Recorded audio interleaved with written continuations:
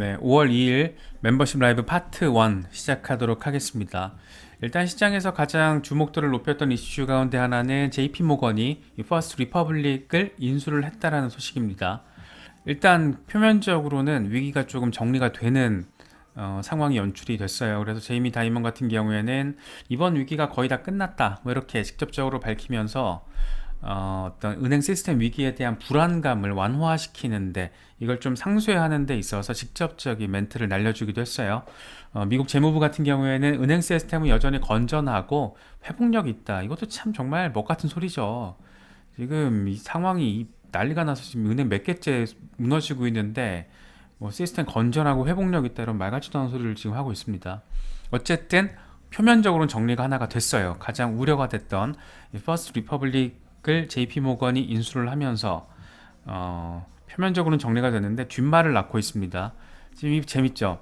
JP 모건이 어마어마한 거인이고 다른 모든 은행들은 요거밖에 안 된다라는 거예요. 이게 뭐냐면, 어떤 의미를 지금 여기서 담고 있는 거냐면, 지금 미국에서는 하나의 은행은 국가 전체에 있는 은행 예금의 10% 이상을 통제할 수 없게끔 장치를 마련해 놨는데, 여기 예외 조항이 하나 있다라는 겁니다. 이 파산 은행을 인수할 때는 예외 조항을 적용할 수 있다. 그래서 지금 예외적으로 JP모건이, 그러니까 JP모건이 이번에 퍼스트 리퍼블릭 뱅크를 인수를 하게 되면서 미국 전체 은행 예금의 10% 이상이 JP모건으로 들어가게 되는 아주 어마어마한 지금 이 독점 내지는 과점의 중심에 JP모건이 자리하고 있는 거예요. 그래서 절대 제왕이라는 거죠, 지금. 그래서 이번에 말도 안 되는, 이건 정말 안 되는 거다, 뭐 이런 좀 비판적인 시각에서도 여러 지적들이 나오고 있습니다. 그런데 더 웃긴 게 있어요. 이 루이스 프랑켈이라는 미국 하원 의원, 이 아줌마가 참 인상이 좋잖아요. 그런데 재밌는 게 있더라고요.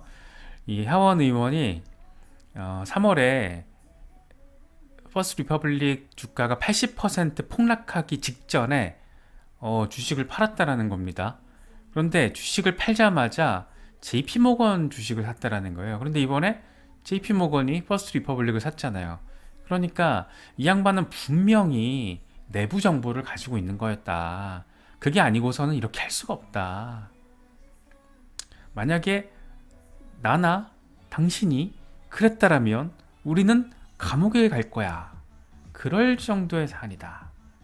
재밌죠? 이거 지금 어디서 이렇게 보는 그림이랑 비슷하잖아요. 지금 우리나라에서도 비슷한 상황이 지금 SG 증권 사태 과정에서 비슷한 이런 멘트들이 나오고 있잖아요. 아, 몰랐다. 나는 우연이다. 매도 시점 그거 그냥 우연으로 겹친 거다. 막 이런 개소리가 또 여기서 저기서 지금 나오고 있는데, 역시 가진 자들의 어떤 위선과 그런 지저분함은 동서고금을 불문하고 정말 하나의 어떤 아이덴티티를 가지고 있는 게 아닐까, 그런 생각까지 들게 한 거였습니다. 그러니까 이제 이런 음모론적이라고 바라보기에는 뭔가 진짜 같은 이런 상황들을 바라보고 있으면, 이미 3월 지난달에 JP모건이 퍼스트 리퍼블릭을 인수할 이런 계획에 대해서는 작전이, 어떤 플랜이, 특정 작전을 위한 플랜이 이미 깔려 있었다, 뭐 이렇게도 지금 바라볼 수 있는 거잖아요.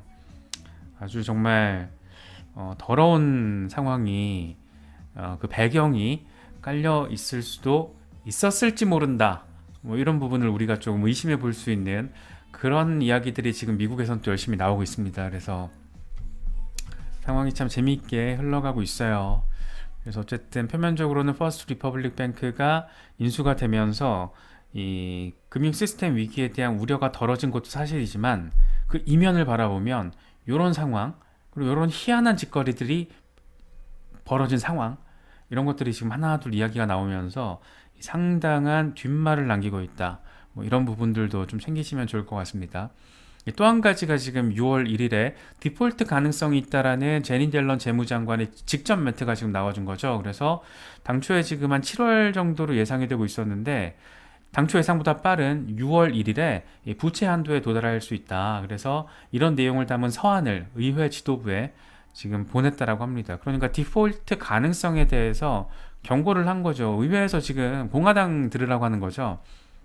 이거 통과시켜야 된다. 안 그러면 국가 부도난다. 뭐 이런 지금 굉장히 치킨 게임 양상이 지금 미국 의회, 이 정치권에서 펼쳐지고 있습니다. 바이든 대통령도 지금 발등에 불 떨어졌죠. 재선도 출마하려고 마음 먹었는데 이 국가 부도를 야기한 이 행정 책임자가 되는 거잖아요. 그러니까 의회 지도부에 전화 연락을 돌렸다라고 합니다. 그래서 백악관에서 만나자. 그래서 백악관 회동을 지금 제안한 상태인데 이게 될까? 그러니까 지금 하원 공화당 쪽에서는 정부의 예산안부터 조금 줄여라. 씀씀이를 줄여라. 그래야지 부채 한도 늘려주겠다. 이런 건데 정부는 줄일 게 없다. 더 이상 못 줄인다. 뭐 이런 얘기하고 있는 거잖아요. 그래서 부채 한도를 늘려서 돈을 더 찍어내서 채권을 팔겠다. 이런 지금 정말 거짓 깽깽이 같은 이 전략을 지금 전략이랍시고 어쨌든 세계 최강이라고 불리고 있는 미국 정부에서 지금 벌어지고 있는 일입니다. 그리고 정말 6월 1일에 미국 정부가 정말 디폴트 선언을 하게 되면 재밌을 거예요. 상황이 정말 희한하게 흘러가는 걸 우리가 또 바라보게 될 건데 어쨌든 이게 지금 미국 정부와 달러를 중심에 놓고 돌아가고 있는 현실이다. 이런 부분들도 좀 바라보시면 좋을 것 같아요. 우리가 진짜 조금 주의 깊게 투자자로서 크립토 영역에 들어와 있는 또 주식 투자하시는 분들도 계시잖아요. 그래서 투자자로서 어떤 세계 최대 규모의 시장, 이 미국 시장을 놓고 바라볼 때 여러 가지 조금 신경을 써야 될 것들이 하나둘 지금 이 사이즈를 더 키우고 있는 것 같아요. 그래서 무엇보다 지금 금융 시스템 위기가 끝났다, 뭐 투자 심리 이제 조금 안도돼도 된다, 뭐 이런 얘기가 나오고 있는데 그건 역시 개소리일 수 있다라는 게 지금 미국 부동산 위기에 대한 어떤 현실화 우려가 커지고 있다는 겁니다. 제이미 다이먼도 그런 얘기를 해요. 또 다른 균열이 생기는 것을 우리가 바라볼 수도 있다. 다시 말해서 부동산 시장의 악화에 우리가 대비를 해야 한다. 아래 건 찰리 먼거, 워런 버핏의 절친 찰리 먼거 할아버지 멘트인데 이 상업 부동산 부실 대출에 대거 노출돼 있다. 그러니까 미국 부동산 위기 상황이 현실화될 수 있기 때문에 이 상업 부동산 부실 대출 이게 지금 키워드거든요. 이걸 좀 놓고 얘기를 좀 들어주시면 될 것 같아요. 지금 미국에서 뭐 샌프란시스코, 뉴욕 이런 대도시에서 공실률이 20에서 30% 수준, 이거 어마어마한 거거든요. 보통 이제 20%에서 30%면 이게 2008년 금융위기 때보다 높은 걸로 인식이 되고 있어요. 그래서 미국 대도시에서 오피스 건물들, 상업용 부동산의 공실률이 2에서 30% 수준이면 3분의 1이 빈다라는 거잖아요. 그러면 그 건물주는 그만큼의 수익을 올리지 못하게 되는 걸로 이어지게 될 거고, 그렇게 되면 이 건물주가 자기 건물이 아니잖아요. 은행 담보가 보통 많은데 은행의 대출을 제대로 갚을 수 있을 것이냐라는 걸 우리가 생각해 볼 수가 있잖아요. 상식적인 수준에서. 그런데 재밌는 건 뭐냐면 이 오피스 빌딩의 70%가 대출이라는 겁니다. 대출. 예. 대출이 70%인데 부동산 대출의 70%가 중소형 은행들에서 조달된 대출이라는 거예요. 이게 지금 어마어마한 거죠. 그러니까 대출에 대한 상환을 해줘야 되는 건데 은행들의 하필이면 70%가 중소형 은행이라는 겁니다. 안 그래도 지금 퍼스트 리퍼블릭, 그러니까 실리콘밸리뱅크에서 시작된 지역 중소형 은행들에 대한 어떤 위기감이 굉장히 커지고 있는 상황인데 상업용 부동산, 상업용 오피스에 지금 문제가 생기게 된다라면 그 불똥은 직격탄으로서 중소형 은행들에 미칠 수 있다라는 겁니다. 그래서 아예 JP모건은 이미 벌써 지난달에 나온 보고서 같은데 제 기억에는 이 상업용 주택담보대출의 21%가 이 채무 불이행으로 전망된다. 그러니까 돈 못 갚을 것으로 지금 전망이 되고 있어. 이거 어마어마한 거죠. 실제로 이게 20%가 빵꾸가 나면 어떤 일이 벌어질까요? 대출 70%가 중소형 은행들에서 조달이 된 건데 그런데 공실률이 20, 30%란 말이에요. 문제는 뭐냐면 이게 지금 국내 전이 가능성, 이 위기가 2008년 금융위기 때처럼 국내로 전이될 가능성이 매우 높다는 겁니다. 특히 국내에서 이미 리츠에 투자를 한 이런 증권사 자본들이 흔들흔들 하는 거죠. 지금 미국 부동산 시장 자체가 얼어붙고 있는 상황이니까. 일단 공실률 20, 30%라는 숫자가 얘기를 다 해준 겁니다. 그래서 이미 사실 리츠 투자에 엄청 지금 스크래치가 나고 있는 상황인데 대출의 70%가 중소형 은행들로부터 조달됐다라는 것, 그리고 이미 JP모건은 대출 상업용 주택담보대출의 21%는 이거 상환 안 될걸? 이렇게 지금 바라보고 있다라는 거. 이게 지금 굉장히 큰 거죠, 상황이. 그래서 이게 만약에 조금 더 악화된다라고 한다라면 하반기로 갔을 때 좀 어려워질 수 있죠. 뭔가 터지겠죠. 지금이 이제 5월이잖아요. 5월인데 이런 얘기가 이미 제가 오늘 캡처한 건데 지금 2주 전 기사란 말이에요. 이미 그러니까 3월 달부터 이 20, 30% 공실률 얘기가 여기저기서 나왔단 말이죠. 3월부터. 근데 지금 4월 지나서 이제 5월이잖아요. 그럼 이게 과연 버틸 수 있을 것인가? 문제는 뭐냐면 미국 연준이 금리를 인상할 거란 말이에요.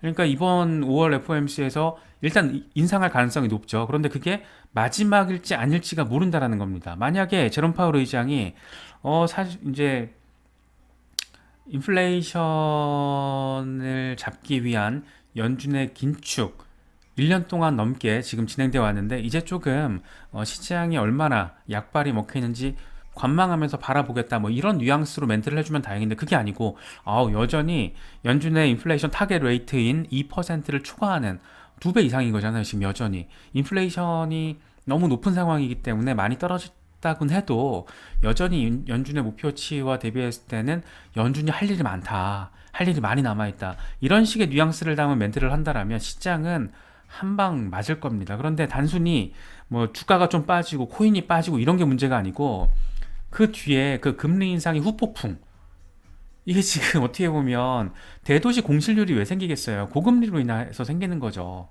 대출이 안 되거나 대출 받아도 금리 대응이 안 되다 보니까 지금 오피스 건물 공실률이 높아지는 거잖아요. 그러니까 미국에서도 조그맣게 사업하는 사람들이 지금 굉장히 어렵다라는 거예요. 하물며 빅테크들도 지금 감원을 하고 있는, 대량 해고를 하고 있는 상황인데 뭐 조금 중소형 법인들이나 개인 사업하는 사람들은 엄청 어렵죠 지금. 그러니까 공출률이 커져가고 있고 하필 중소형 은행에서 자금 도달한 게 이렇게 많고 아주 희한한 상황으로 지금 펼쳐질 수 있는 가능성. 그런데 국내까지 이게 위기 전이 가능성이 있다라는 건데 이걸 보면은 이게 진짜 간단치 않을 수가 있다라는 거를 우리가 좀 국내 상황에서 관점을 함께 엮어서 바라보면 좀 느끼시는 부분이 있을 거예요. 이게 금감원 자료인데 금감원에서 이번에 발표한 거예요. 우리나라 은행의 원화 대출 연체율 추이가 연체율이 지금 어떻게 변하고 있느냐를 보여주고 있는 건데 일단 기업 전체 대출, 대기업, 중소기업 다 합친 토탈 전체 대출의 연체율이 높아지고 있어요. 근데 세부적으로 보면 대기업은 그래도 자금 여력이 있으니까 방어가 되는 겁니다. 지금 약간 들어오는 돈이 없어도 좀 떨어지더라도 갖고 있는 게 있으니까는 연체율이 2023년 1월 말과 2월 말이 지금 또이또이 오히려 작년과 비교했을 때는 많이 좀 나아졌죠. 그러니까 지금 버티고 있는 거예요.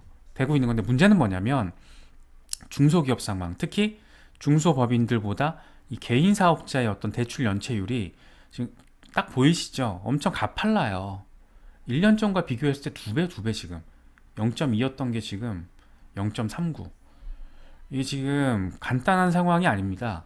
이미 지금 국내에서도 대출 연체율이 증가하고 있고 미국 연준의 고강도 금리 인상의 여파에 따른 국내에서도 금리를 인상시켜 가는 그런 상황이 이어지다 보니까 이게 지금 당장 먹고 살기 힘들어지는 상황이 펼쳐지고 있는 거죠.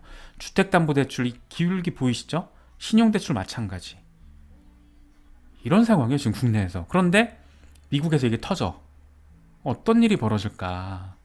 이게 지금 간단한 어떤 그런 상황이 아닌 겁니다. 그래서 하반기에 뭐가 터지면 정말 우리한테까지 직접적으로 영향이 올 수 있는 그런 상황이라고 할 수 있어요. 아마 사업하시는 분들 지금 이 금감원에서 발표한 원화 대출 연체율 추이 이거 되게 직접적으로 와 닿을 거예요. 그래서 이게 지금 한 가지 어떤 국내 상황을 보여주는 어떤 데이터라고 할 수 있고 또 하나는 뭐냐면 우리나라 부동산도 지금 PF 이 프로젝트 파이낸싱 대출 이거 지금 문제잖아요. 대출 잔액 추이를 보면 이게 2020년 말과 2022년 3월이거든요. 지금 제가 2023년 자료를 가져온다라는 게 잘못 가져온 건데 그래도 트렌드를 놓고 봤을 때 맥락에는 이해가 없을 것 같아서 이걸로 말씀드릴게요. 다 늘었어요. 보험, 증권, 은행, 캐피털 다 대출 잔액 이게 지금 더 늘었거든요. 안 그래도 부동산 PF가 지금 국내에서도 뇌관이에요. 그러니까 지금 요즘에 분양 경기 조금 이런 관심 있으신 분들은 보셔서 아시겠지만 분양 일정 자체가 지연되고 있어요. 건설사들은 지금 분양가를 고분양으로 유지를 시킨 채 분양 일정을 지금 들어가게 되면 미분양이 나올 게 뻔하니까 시장의 눈치를 보면서 분양 시점을 미루는 경우가 지금 하나둘 나오고 있는 겁니다. 그런데 분양가를 낮추진 못하겠는 거야. 왜냐? 거기에는 건설사뿐만 아니고 이런 자본들이 지금 들어가 있기 때문이죠. 프로젝트 파이낸싱 자금들. 그러니까 너무 이해관계자들도 많고, 그런데 이게 만약에 대출 회수가 안 되면 이거 어떻게 되는 거야? 어떻게 되긴 어딘가 무너지겠죠. 어디? 보험, 증권, 캐피털 이런데. 지금 이 간단치가 않아요. 국내 상황에서도 안 그래도 이렇게 조금 어마무시한 어떤 우려점들이 상존하고 있는데 미국에서 이런 게 지금 벌어지고 있는 거예요. 그런데 미국 연준은 금리를 이번에 올리고 더 올릴 수도 있다라는 그런 상황. 만약에 그렇게 되면 이거 어떻게 되는 거지? 이게 지금 버블이 이제 터진 거잖아요. 아주 코로나 팬데믹을 거치면서 어마어마한 유동성이 시장에 빨려 들어왔다가 그게 지금 하나씩 회수가 되면서 버블이 터지는 국면은 우린 또 누구보다 잘 알고 있죠. 비트코인 막 80%씩 꼬라박은 걸 우린 봤잖아요. 직접 체험을 한 사람들인 거잖아요.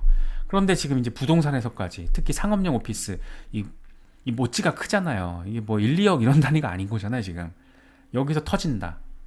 어떤 일이 벌어질까? 중소형 은행, 안 그래도 은행 지금 난린데 어떤 일이 벌어질까? 미국 16위 은행이 지금 무너졌습니다. 또. 그런데 중소형 은행, 사이즈 더 작은 곳들 어떻게 될까? 일단 안 좋아요. 분위기 안 좋은데 더 안 좋아질 가능성. 근데 더 안 좋아지게 되면 우리나라 지금 상황 이런데 어떻게 될까? 이거를 되게 진지하게 바라보셔야 될 것 같아요. 그래서 하반기를 대응하는 어떤 관점을 짜실 때, 설정하실 때 이런 부분들까지 놓고, 지금은 정말 누구 말 맞다나 이 현금을 보유하고 있는 게 최대 전략이 될 수도 있을 것 같아요. 그래서 이렇게 물론 뭐 폭락 한 번씩 나올 때마다 개수 늘려나가는 전략은 좋죠. 그런데 이런 거대한 위기가 한국에까지 덮칠 가능성이 지금 데이터적으로 이게 보이니까 지금 우리가 대비를 해야 된다는 겁니다. 그래서 이런 데이터들 조금 신경 쓰셔서 바라보시면 더 좋을 것 같아요. 네, 이어서 비트코인 상황도 좀 보겠습니다. 일단 28,000달러 지지 테스트 지금 진행을 하고 있는데 28,100달러가 지금 50일 단순 이동 평균이거든요. 여기는 잘 지지받아 줘야 되는데 이게 지금 간당간당해요. 만약에 50일 단순 이동 평균이 지지 못 받고 빠지게 되면 그땐 정말 26,000달러 한번 각오를 해야 될 수가 있습니다. 단기적으로. 그래서 어쨌든 이거는 어떤 방향성이 나오려면 결국에는 연준 FOMC 결과와 제롬 파월 연준 의장의 어떤 멘트, 어떤 뉘앙스를 어떤 강도로 보여줄지, 그게 조금 비트코인의 방향성에도 큰 지렛대 역할을 해줄 걸로 지금 생각할 수 있는 상황입니다. 네, 김순우님 고맙습니다. 라케슈 패드가 얘기한 지지라인 저항라인을 보면 일단 단순이동평균 50일 단순이동평균을 지지하는 건 긍정적인데 지금 이게 간당간당하잖아요. 그래서 잘 지지받아주면 26,900달러에서 30,000달러 사이의 변동성, 그러니까 박스권 흐름을 보일 수 있다. 그런데 만약에 26,900달러까지 빠지게 될 경우에는 25,200달러 여기까지 가능성이 있어. 잘 해서 이제 30,000달러까지 반등하게 되면 32,400달러 가능해. 예, 요 라인을 조금 제가 보기에는 제일 객관적인 지지라인과 저항라인에 대한 분석이에요. 그래서 좀 보시면 될 것 같고, 캡틴 5 같은 경우에 이게 지금 4시간 차트거든요. 이 확장형 웨지 패턴을 지금 4시간 차트에서 그려가고 있는데 27,300달러에서 지지하게 되면 반등 나온다 이런 얘기하고 있는 겁니다. 근데 여기서 만약에 뚫릴 경우에는 여기 24,000달러까지 열려있는 거 보이시죠? 예, 리테스트 가능성이 있다 이런 얘기 지금 하고 있습니다.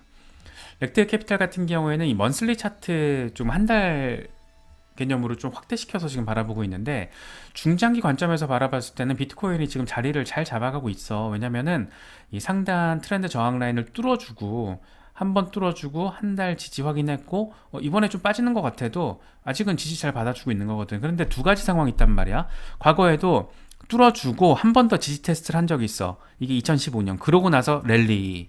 2019년 같은 경우에도 한번 뚫어주고 계속 그냥 뚫면서 조정받아 주었지만 급등 랠리. 그래서 이때처럼 갈 것이냐, 아니면 이때처럼 한 번 더 지지 테스트, 리테스트 하고 갈 것이냐.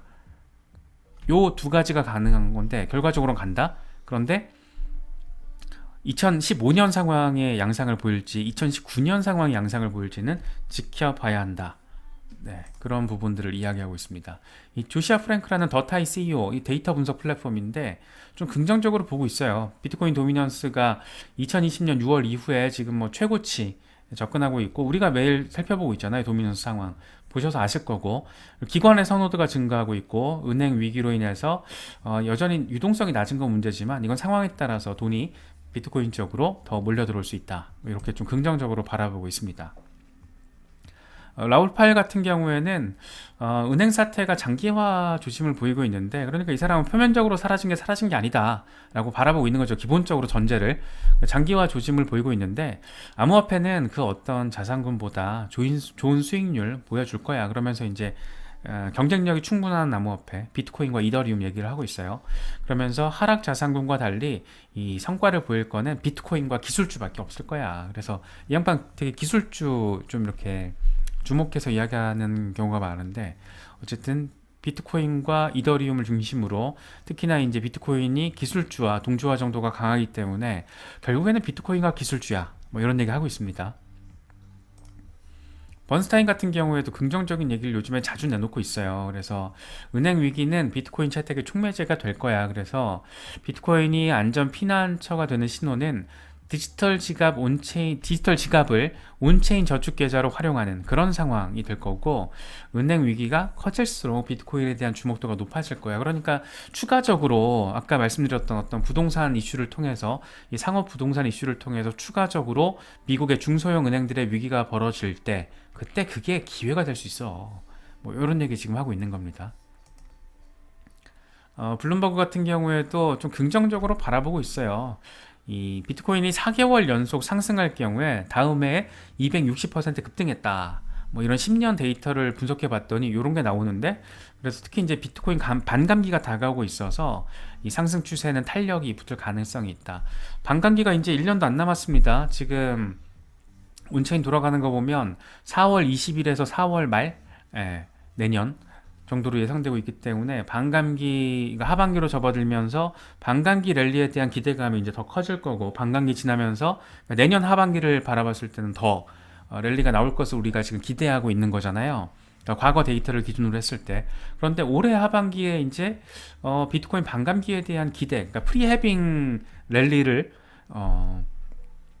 할 수 있다라는 기대감이 일단 기본적으로 깔려 있는데, 여기에 만약에 미국에서 부동산 위기가 심각한 수준의 상황을 펼쳐준다라면, 그게 이제 중소형 은행들의 어떤 대출 회수 불가능이라는 그런 악재로서 은행 추가 파산 이슈로 번진다라면, 자연스럽게 비트코인은 반감기 프리해빙 랠리와 더불어서 이런 피난처로서 은행 위기가 비트코인 채택을 촉진시키는 이 피난처로서 역할을 하는 비트코인의 모습까지 하반기에 함께 바라볼 수 있는 그런 상황, 우리가 조금 염두에 둘 수 있을 것 같아요. 그래서 이런 부분들도 지금 하반기 전략 짜실 때 잘 바라보시면 좋을 것 같습니다. 이거 재밌더라고요. 지금 아니라는 거야. 비트코인만 예쓰고 이거 전부 다 JP모건 시티 이런 기존 기성 월가의 세력 자본들, 은행 시스템은 기본적으로 비트코인 중심으로 재편될 거야. 이게 우리 같은 사람들인 거죠. 우리 같은 사람이, 우리 모두가 다 은행이 될 거야. 그리고 그 중심에 비트코인이 있을 거야.